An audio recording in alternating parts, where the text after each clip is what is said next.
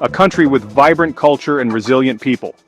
But when it comes to its politics, it's like a never-ending, super intense derby match. The two main teams are the Sierra Leone People's Party, or SLPP, and the All People's Congress, the APC. And folks, they don't just play for bragging rights, they are playing for the direction of the entire nation. This rivalry, it's deep.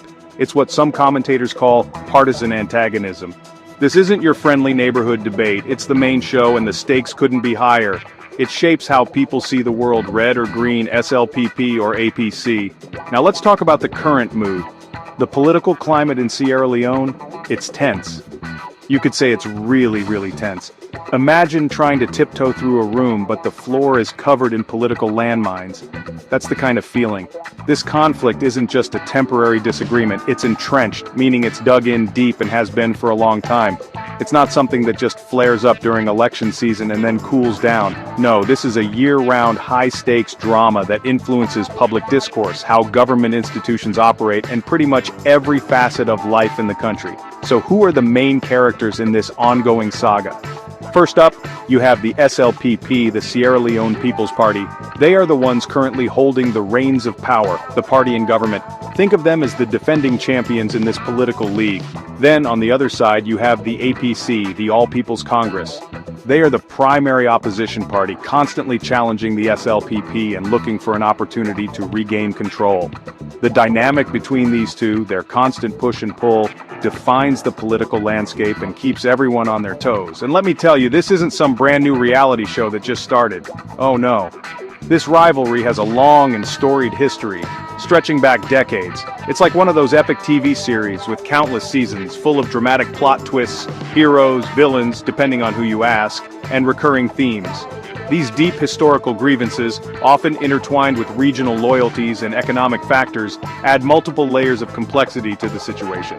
It's not merely about differing policies, it's fundamentally about identity, historical narratives, and who ultimately gets to steer the ship of Sierra Leone. Understanding this historical context is absolutely crucial to making sense of today's political chess game. So, what's the SLPP's strategy now that they're in the driver's seat? Well, a core part of their approach is to emphasize their constitutional legitimacy. Their stance is pretty clear. We won the elections, we are the legitimate government, and we have a mandate to govern.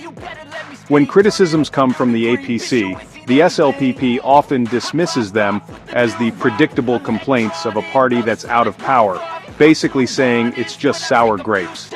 Their main focus is on projecting an image of stability, showcasing their achievements, and assuring the public that they are making progress for the country. But, as you know in politics, there's always a but, isn't there? Accusations and controversies are never far away. A major point of contention right now revolves around allegations of potential electoral manipulation. With the 2028 general elections looming on the horizon, these concerns are growing louder. For instance, the Minister of Local Government and Community Affairs, Tamba Lamina, announced in May 2025 that the government, through a collective cabinet decision, plans to establish new electoral districts and chiefdoms. Opponents immediately raised red flags, viewing this as a strategic move to create more favorable voting areas in SLPP strongholds, potentially rigging the game before it even starts. Meanwhile, President Julius Maada Bio has been active on the international stage, aiming to project a positive image of Sierra Leone. He was a speaker at the prestigious Oxford Africa Conference in the UK on May 24, 2025, where he delivered a powerful call for Africans to tell its own story. This is a significant message about self-representation and narrative control.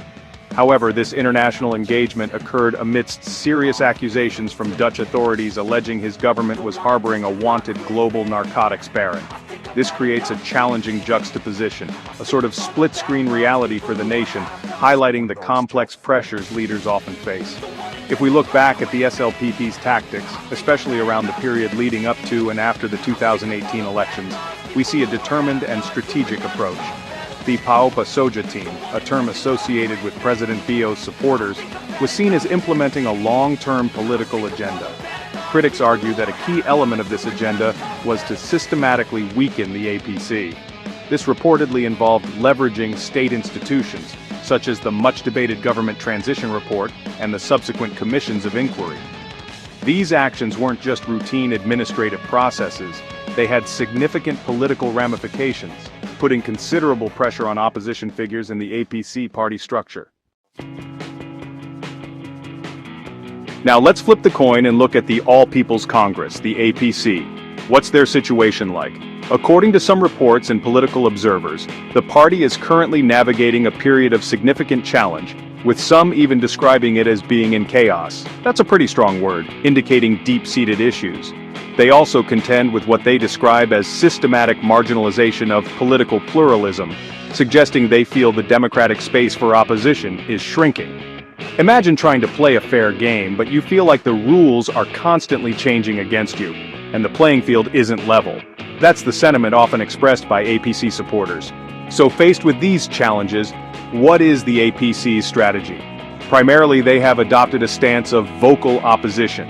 They are not quiet about their grievances.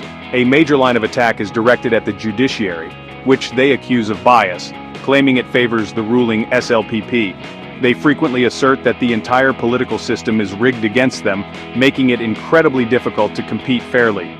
This often leads to a reactive posture, where much of their energy is focused on criticizing the SLPP's actions and policies. While this is a crucial role for an opposition party, some analysts suggest they also need to present a clearer, more compelling alternative vision for Sierra Leone's future. It's important to note that the APC's challenges aren't solely external. The party has also experienced significant internal conflicts and divisions. Think of it like a team trying to win a big game while also dealing with disagreements within the locker room. There has been notable dissatisfaction with the party's leadership, particularly stemming from the selection process for the 2017 presidential flag bearer. These internal tensions have, at times, led to the emergence of splinter groups and persistent calls for comprehensive reform within the party's structures. Achieving and maintaining unity is a tough task when you're under pressure from the outside and grappling with issues on the inside. This sustained pressure, both internal and external, has had a tangible impact on APC members and their morale. There are reports of an atmosphere of fear among some, concerns about potential imprisonment or the loss of property. This environment has allegedly led some APC members, including former cabinet ministers and party executives, to switch allegiance and align themselves with the ruling SLPP, a phenomenon described as political sellouts by some party loyalists. Amidst this, there are growing calls, particularly directed at senior figures like Dr. Samura Kamara, to shift focus from past grievances and concentrate on charting a viable path forward for the party and the nation, reflecting a sense of desperation among the populace for solutions. So, after all this political maneuvering, this intense back and forth between the SLPP and APC, what does it actually mean for the average citizen in Sierra Leone? Well, it's definitely not just a spectator sport for them. This deeply entrenched rivalry has profound and far-reaching impacts on national stability and the country's development trajectory. It affects the economy, the delivery of public services, and the everyday lives of ordinary people. There's a palpable sense of public frustration, as many citizens are more concerned with bread-and-butter issues like jobs, healthcare quality, high infant mortality rates, and hyperinflation, while the political giants seem locked in an endless battle. Why does this rivalry run so incredibly deep? It's not simply a matter of differing political ideologies or policy preferences. The roots are much more complex. Regional loyalties play a significant part. In Sierra Leone, where a person comes from can often be a strong indicator of their political affiliation. Economic disparities also fuel the divide, creating grievances and competition for resources and opportunities. And then there are the historical grievances, the old wounds from past conflicts and political struggles that haven't fully healed, casting long shadows over the present. These intertwined factors make the political landscape exceptionally challenging to navigate, and the rivalry exceedingly difficult to resolve. Political analysts and observers are watching the situation in Sierra Leone with keen interest and some concern. Edwin Macaulay, a political scientist from the University of Vancouver, has warned of a political infections fever, suggesting that the intensity of the APC-SLPP rivalry risks further polarizing the nation and exacerbating divisions. Another critical element in the post-2023 election landscape has been the Tripartite Committee, established to review electoral systems. Its decisions and recommendations have, at times, been unpredictable and contentious, highlighting the delicate balance of power and the ongoing struggle for political consensus. It's a political roller coaster, and the nation is riding it. Ultimately, Sierra Leone finds itself at a critical crossroads. The ongoing political standoff between the SLPP and APC will undoubtedly shape the nation's future trajectory, especially as it approaches its next electoral cycle. There are significant implications for long-term national stability, democratic consolidation, and socio-economic development. Adding another layer of complexity is the evolving international context, with discussions around how events like a potential Trump presidency in the US might influence Sierra Leone's political dynamics, particularly concerning international relations and the negotiation of business contracts to protect national interests from potentially exploitative deals. The overarching call from many is for ethical leadership, a de-escalation of partisan antagonism, and a renewed focus on the collective well-being of all Sierra Leoneans.